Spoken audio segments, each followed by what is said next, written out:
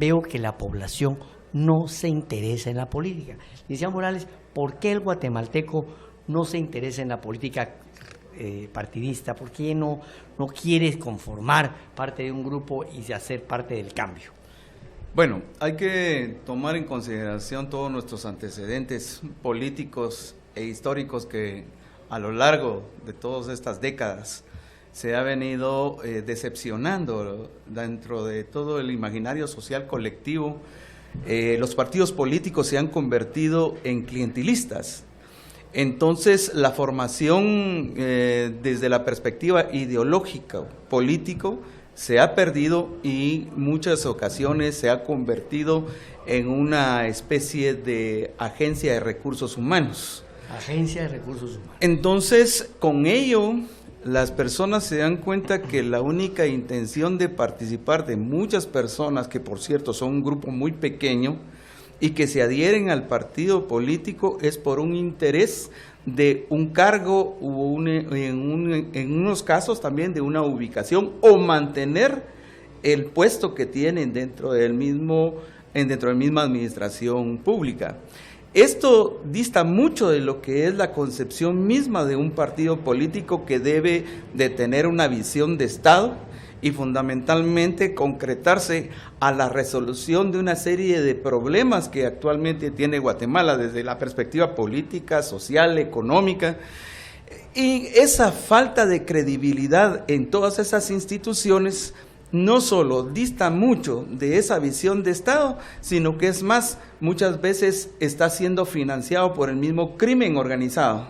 Y es más, también ahora entra en juego directos actores que ponen y quitan por propio interés a la conducción de nuestro país. Estamos hablando de élites económicas y políticas muy fuertes, el crimen organizado, ya entró en juego también el mismo narcotráfico, y esto hace una serie de financiamientos que aparentemente son lícitos, pero la realidad en su fondo es ilícito.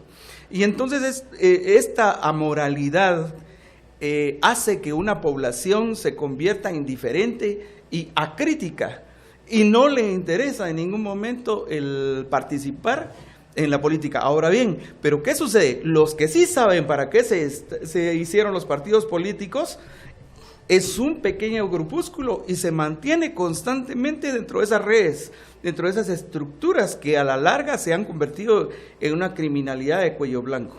Entonces, se ha pervertido la razón de la participación política, y lamentablemente no hay formación político ciudadana y una formación cívico-política de todas las personas del conglomerado actual. Y esto beneficia totalmente a esas estructuras mafiosas. Y es más, aún todavía se ha dividido y se ha debilitado el mismo sistema político. Hoy aparecen partidos políticos de una manera instantánea y a los 4 años desaparecen. Son raras los partidos políticos que se han mantenido a lo largo de más de 5 años, más de 10 años. Pocos, ya podemos mencionar, contadas con las manos. Y entonces la persona está desencantada, no le interesa, han tenido una mala concepción de que la política es mala, que la política es mafiosa, una percepción totalmente equivocada. La política es ciencia. La política realmente debería velar precisamente por los intereses de la población, el interés común, la visión de Estado, la reestructuración de las instituciones mismas que están cooptadas actualmente. Y vemos entonces un sinnúmero de problemas en los cuales la ciudadanía ha perdido la credibilidad en todo sentido. Entonces, ahora vemos ahí como que fuera un cartón de lotería, 22, 25 partidos políticos. Se puede imaginar la división que se va a hacer en las próximas elecciones de 2023. No, y es más, el mismo Tribunal Supremo Electoral, aproximadamente hace como 2 meses, menciona que existe la posibilidad de que hayan 40 partidos políticos que pueden participar en las próximas elecciones. Licenciado, Eso decepciona y es frustrante. Es frustrante. Ahora, la participación de que existan 50 partidos políticos, eso no es problema. El problema es que el problema existe en cómo se conforman esos partidos políticos, el objetivo que tienen esos partidos políticos, quién los financia y si realmente son partidos políticos o si son industrias electorales que están diseñadas para nacer, participar y morir. Porque antes, con partidos como el Movimiento de Liberación Nacional o Democracia Cristiana o la UCN original de Jorge Carpio, nacieron, se reprodujeron. Porque ¿de dónde nació el PNR? ¿De dónde nació el CAN? ¿De dónde nacieron diferentes partidos? De la misma estructura del Movimiento de Liberación. O sea, nacen, se reproducen, participan y continúan. Pero ahora no, ahora son industrias electorales diseñadas para la participación en un evento electoral. Porque, como dice usted, ¿qué partidos se han perdurado?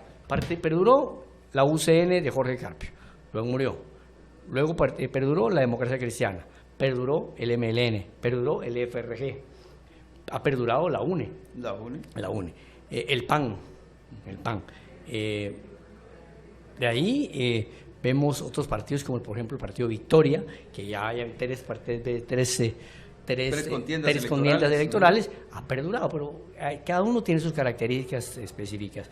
Después tenemos partidos como Creo, que ya van tres contiendas electorales, correcto, y que están participando. Entonces, yo siento de que hay que luchar por la institucionalidad de los partidos políticos para que generen verdaderos puentes de comunicación entre la población y el gobierno, que los partidos políticos sean entes fiscalizadores objetivos, no destructivos, porque a veces los señores políticos utilizan la oposición para la destrucción, y debe generar oposición constructiva, debe generar fiscalización objetiva, no invitar, por ejemplo, a un ministro al Congreso de la República solo para regañarlo, no. En este caso yo siempre hago referencia a las interpelaciones o las invitaciones que hace Orlando Blanco, este muchacho otro de la UNE, que lo acompaña él, que fue ministro de Finanzas,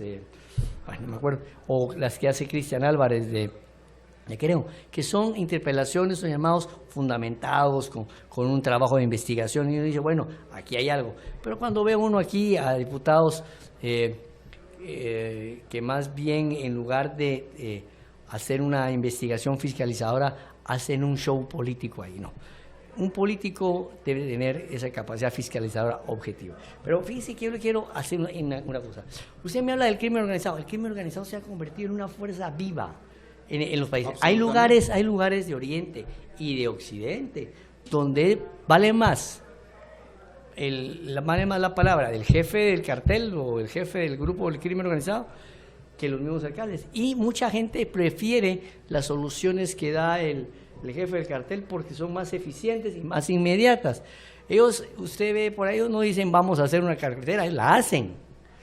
Gente muy eficiente. Y entonces las poblaciones de los pueblos originarios se están yendo más hacia la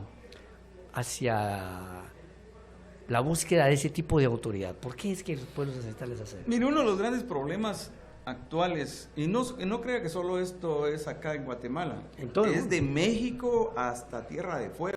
Usted puede encontrar verdaderamente una serie de problemas de esta índole, y se han quedado una serie de corredores y regiones en las cuales son sustituidas precisamente por esas estructuras del narcotráfico. Pero pasa la ausencia del Estado. La ausencia del Estado, porque resulta de que los señores del crimen organizado les resuelven. Por supuesto. La gente lo que espera son soluciones inmediatas.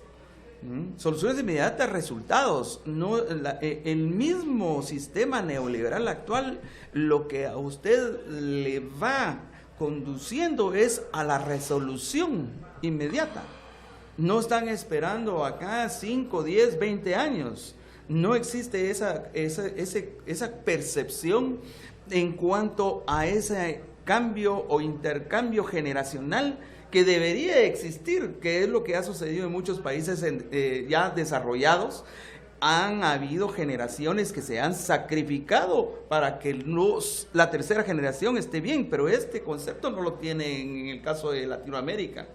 En Latinoamérica tenemos una percepción de efecto inmediato, un efecto inmediato, y eso sí se lo va a dar precisamente en el crimen organizado, el narcotráfico. ¿Por qué? Porque tiene una serie de intereses en participar comunitariamente a efecto que le den ellos mismos el respaldo, solucionan los problemas, les permiten hasta pistas clandestinas, el traslado y trasiego de droga, y sin que nadie dice nada, y van colocando los alcaldes que más le convenga a ellos y que les va a garantizar ese trasiego permanente de droga. Y el problema es que en muchas ocasiones esto se convierte en un crimen organizado transnacional que va a generar realmente hasta no solo la cooptación del poder político, sino que también la confabulación o asociatividad que van a tener las mismas fuerzas de seguridad pública. Porque lo que gana un policía, lo que gana un comisario, lo que gana un alcalde al mes, el crimen organizado o el narcotráfico en general, pues se lo puede dar a usted en cuestión de días, en cuestión realmente de, ¿qué? 48 horas, una semana, lo que usted no puede obtener en 6 meses de salario. Entonces están comprando voluntades de mil formas, y entonces el Estado no solo se ha replegado, sino que las mismas fuerzas de seguridad pública y los mismos poderes políticos están alineados precisamente al crimen organizado. Es que vemos la participación de personas con poca preparación académica, cero identificación ideológica con un partido, que son electas y que ganan por mayoría, ¿no? Por supuesto. Pero en este caso, aunque fueran... compran voluntad, compran su voto. Pero ganan. Sí. Son legales, pero no legítimos, pero ganan.